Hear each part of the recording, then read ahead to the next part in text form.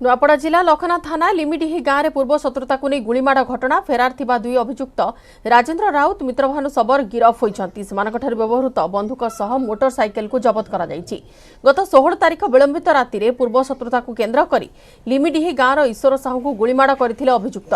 गुलीटी रूपेश को मुहरे बाजिथिला परे आहत अवस्था रूपेश को नुआपड़ा जिला मुख्य चिकित्सालय में भर्ती करा जायथिला। ए घटना को नहीं थाना रे मामला दायर पर पुलिस अभियुक्त दुई जन को गिरफ करिछि। गिरफ पर तांको कोर्ट चालाण करथिबा नुआपड़ा अतिरिक्त एसपी सुनील आचार्य सांबादिक सम्मेलन में सूचना दैछंती।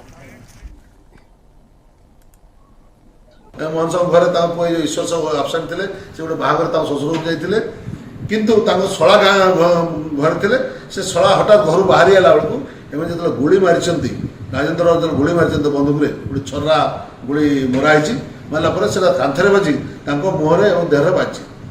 एई घटना को अति संवेदनशील घटना हिसाब रे आमे तांको नै ए केसटा डिटेक्शन होला पर राजेंद्र राउत एवं तांको मित्रभानु सबर ए दुई जन को अरेस्ट करछु एवं कोर्ट चालान करिवु।